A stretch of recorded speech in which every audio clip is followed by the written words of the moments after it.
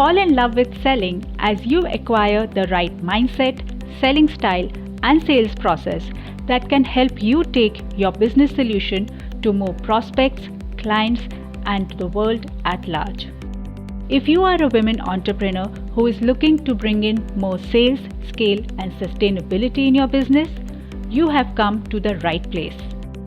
I'm Roshni Baronia, your host for the show Ace the Sales, which is all about helping you bring your true and complete self to each and every sales conversation. Hello there. I'm super excited and elated to welcome you to the very first episode of my show Ace the Sales. I'm honored to have you listening to this episode, and I promise to you that in each and every future episode, there will be some value or takeaway for you which can help you grow your business to the next level. This podcast is all about helping you get comfortable and fall in love with the entire process of sales and selling. But before we do that, a little bit about who I am, why I'm doing this, and what is it that makes me the sales expert here, right? So, for those of you who don't know me much, I'm Roshni Baronia. I'm a Go Global strategist and I work with women entrepreneurs to get them more sales, scale, and sustainability. I work with women-led startups and SMEs to work with them on their sales process, their sales communication, and aligning their team to the entire goals and targets for the business and organization and sales process. I also work one-to-one as a coach with women entrepreneurs, helping them overcome their immediate business challenges. These challenges could range from finding their own niche, gaining clarity on their business plan, strategic planning for their business, or also getting the right sales pitch. That's my Bust Business Bottleneck program, which you can learn more about on my website, roshnibaronia.com. I'm also the author of ebook Revolutionize Your Sales Mindset. Sales mindset is, I believe, the first key to open the door to success. Everything starts from the mindset. And to get into the space of selling, you need to have the right mindset in place. And that's what I talk about in this ebook. I also cover in it the 7 limiting beliefs and 4 superpowers that women can have as a salesperson. It's a very interesting read for all the trainers, coaches, entrepreneurs who are into one-to-one selling to overcome their fears and have a sales mindset. It's a free PDF for you to download from the website. Again, I will mention the link to it in the show notes. I'm also the curator of the Authentic Selling Style Test. Okay, don't worry, there is too much of information overload, but each of it will be mentioned in the show notes for you to check out. Now, what is this selling style about? I believe that whatever we do comes naturally to us when it aligns with who we are as a person, what we follow as values and principles, and how we approach towards things based on our past experiences and conditioning. Of course, there are lots of opportunities to change those, and that's what I talk about in the ebook I mentioned earlier. But a lot of it is aligning with your core self, and that's where authenticity is rooted. In selling especially, authenticity is key to your success. And to align with your selling style is what will be guided in this selling style test. Again, this is free for you to take on my website and go ahead. It's very interesting. It has all the strengths, weaknesses, and fears that each of the 5 selling styles have. So you can have detailed synopsis of what your strengths are so you can amplify them, what your weaknesses are so that you can work upon them, and what are your fears so that you can eliminate them. It's a very interesting, very quick quiz that you want to check out. But now, the question arises, how is it that I got into talking so much about sales, right? So let's rewind a little bit about where I started my entrepreneurial journey from. Now, this journey, I would like to say, starts from my childhood, not very small, but yes, around 15 or 16 years, when I had started to visualize myself as being a businesswoman. My father is a serial entrepreneur, and looking at him, I always used to fantasize about business suits and boardrooms and thinking of myself as an entrepreneur running an large enterprise. But of course, life takes on, and that was not to be at that point of time. But for 15 long years, I did not let that dream go away. After fulfilling my duties and priorities, which the family expected from me, I jumped on to the wagon of entrepreneurship in 2009 with the launch of my first business, which is an e-commerce portal. It was a very grilling experience, I would say, because you learn so much as a first time entrepreneur.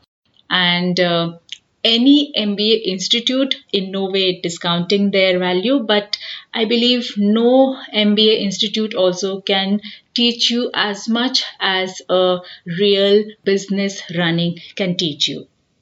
So that was a 6 years experience of starting and scaling business. And that's when I understood that yes, running business is hard. It's not as glittery and filmy as they show in the startup stories. But at the same time, it is so much fun and exhilarating to run your enterprise and come face to face with those challenges each and every day. So, yeah, that's what kept me running for 6 long years.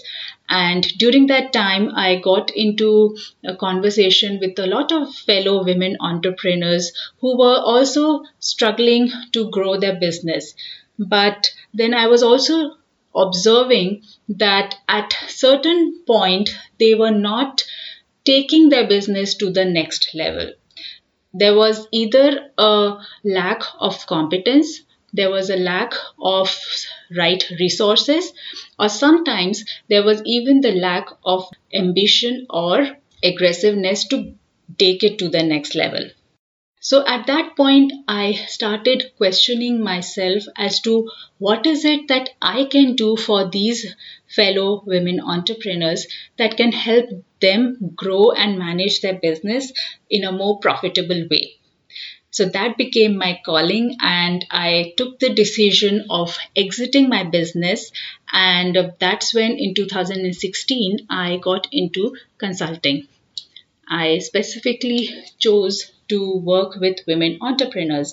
But then the question arises, what is it that I can help them with? So I again went back to my peers, a lot of groups. I run a lot of surveys.